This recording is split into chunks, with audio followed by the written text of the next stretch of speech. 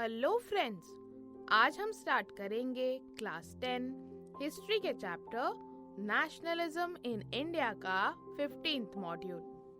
Friends, पिछले module में हमने पढ़ना स्टार्ट किया था how participants saw the movement, जिसमें हम पेजेंट्स ने कैसे और क्यों पार्टिसिपेट किया सिविल डिसोबीडियंस मूवमेंट में, ये हम जान गए थे। फ्रेंड्स, आज इस मॉड्यूल में हम जानेंगे बाकी सोशल ग्रुप्स के बारे में, यानी कि how participants saw the movement. हम इसी टॉपिक को आज आगे बढ़ाएंगे। तो चलिए शुरू करते हैं हमारा आज का मॉड्यूल। फ्रेंड्स, बिजनेस क्लास की बात करें यानी इंडस्ट्रियल ओनर्स की बात करें तो वो क्यों सिविल डिसोबीडियंस मूवमेंट में पार्ट ले रहे थे, कैसे वो इस मूवमेंट से रिलेट कर रहे थे, आइए जानते हैं। फ्रेंड्स, फर्स्ट वर्ल्ड वॉर के दौरान इंडियन मर्चेंट्स और इंडस्ट्रियलिस्ट ने ह्यूज प्रॉफिट्स कमाए और वो बहुत ज्यादा पावरफुल बने।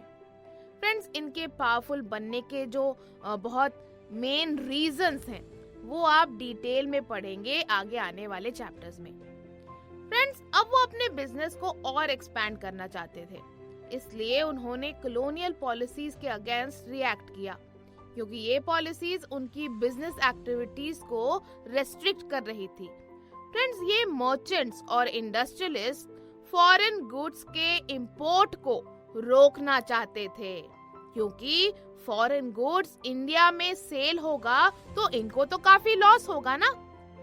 फ्रेंड्स, अपने बिजनेस इंटरेस्ट को ऑर्गेनाइज करने के लिए इन लोगों ने 1920 में Indian industrial and commercial Congress बनाई और 1927 में federation of the Indian chamber of commerce and industries FICCI, जो अभी भी एग्जिस्ट करती है, आपने शायद सुना भी होगा इसके बारे में। Federation of the Indian chamber of commerce and industries भी इन लोगों ने बनाई। फ्रेंड्स, इस बिजनेस क्लास को लीड कर रहे थे फेमस इंडस्ट्रियलिस्ट जैसे पुरुषोत्तम दास ठाकुरदास और GD बिरला। इन्होंने इंडियन इकोनॉमी पर जो कॉलोनियल कंट्रोल था उसको अटैक किया। फ्रेंड्स, साथ ही ये भी आपको बता दें कि 1930 में जब सिविल डिसोबीडियंस मूवमेंट सबसे पहले लॉन्च हुआ था, तब इसको इन लोगों ने सपोर्ट किया था, इंडस्ट्रियलिस्ट और बिजनेस क्लासेस ने।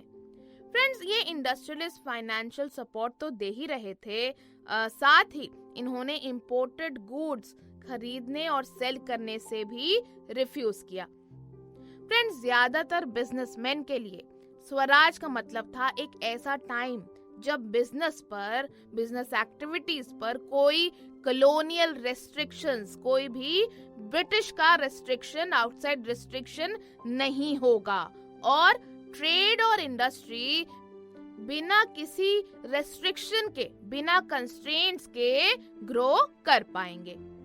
फ्रेंड्स, लेकिन लंदन में हुई राउंड टेबल कॉन्फ्रेंस के फेल होने से बिजनेस ग्रुप्स इतने ज्यादा एंथुसियास्टिक नहीं रहे।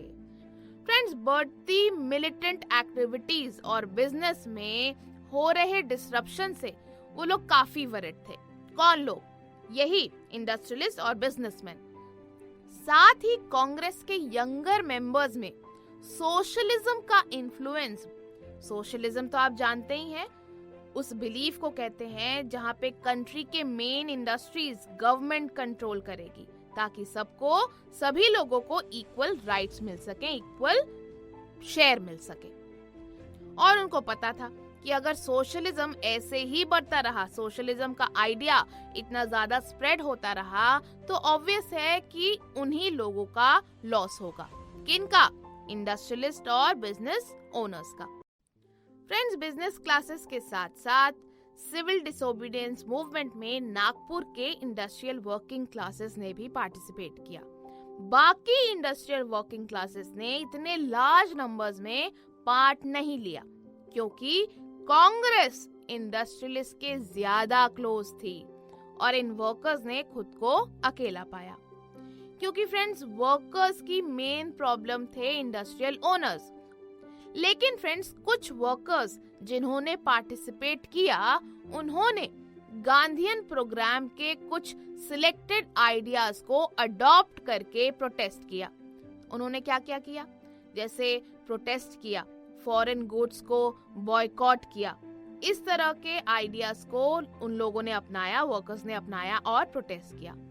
फ्रेंड्स, वर्कर्स के मूवमेंट्स लो वेजेस और पुअर वर्किंग कंडीशंस के अगेंस्ट थे। फ्रेंड्स, बॉयकॉट करने के साथ साथ 1930 में रेलवे वर्कर्स ने स्ट्राइक्स की और 1932 में डॉक वर्कर्स ने की। 1930 में थाउजेंड्स ऑफ वर्कर्स ने छोटा नागपुर की टिन माइंस में गांधी कैप्स पहन के प्रोटेस्ट रैलीज की और बॉयकॉट कैंपेन्स में पार्टिसिपेट करने लगे। लेकिन फ्रेंड्स, कांग्रेस ने अपने स्ट्रगल के प्रोग्राम में इन वर्कर्स की डिमांड्स को इंक्लूड नहीं किया, क्योंकि उन्हें लगा कि ऐसा करने से इंडस्ट्रियलिस्ट उनसे अलग हो जाएंगे और कांग्रेस ऐसा नहीं चाहती थी, क्योंकि उनसे उनको फाइनेंशियल सपोर्ट मिल रहा था, तो वो लोग नहीं चाहते थे कि इंडस्ट्रियलिस्ट उनसे नाराज हो। फ्रेंड्स, ये वर्कर्स इंडस्ट्रियलिस्ट के ही अगेंस्ट प्रोटेस्ट कर रहे थे, हायर वेजेस और अच्छी वर्किंग कंडीशन की डिमांड करके। इसीलिए कांग्रेस इनका साथ नहीं दे रही थी। बट स्टिल, जैसे आपको बताया कि कई वर्कर्स ने गांधीयन आइडिया के साथ पार्टिसिपेट किया था इस सिविल डिसोबीडियंस मूवमेंट में। फ्रेंड्स, ये तो बात हुई इंडस्ट्रियल ओनर्स की और इंडस्ट्रियल वर्कर्स के पार्टिसिपेशन की। फ्रेंड्स, इन ग्रुप्स के अलावा सिविल डिसोबीडियंस मूवमेंट में औरतों ने भी पार्ट लिया था। इस मूवमेंट का इम्पोर्टेंट फीचर यही था कि इसमें लार्ज स्केल पार्टिसिपेशन रहा औरतों का। फ्रेंड्स, विमेन के रोल के बारे में हम आपको नेक्स्ट मॉड्यूल में बताएंगे। तो चलिए अभी क्या करेंगे? Let us revise what we have studied till now. So friends, Indian merchants and industrialists wanted to expand their business, so they reacted against colonial policies. They wanted to prevent imports of foreign goods. To organize business interests, they formed the Indian Industrial and Commercial Congress in 1920 and the Federation of the Indian Chamber of Commerce and Industries, that is FICCI, in 1927. Friends, business class was led by industrialists like Purushottam Das, Thakur Das and G.D. Birla. Friends, the industrialists and businessmen gave financial assistance in the civil disobedience movement, and they also refused to buy or sell imported goods.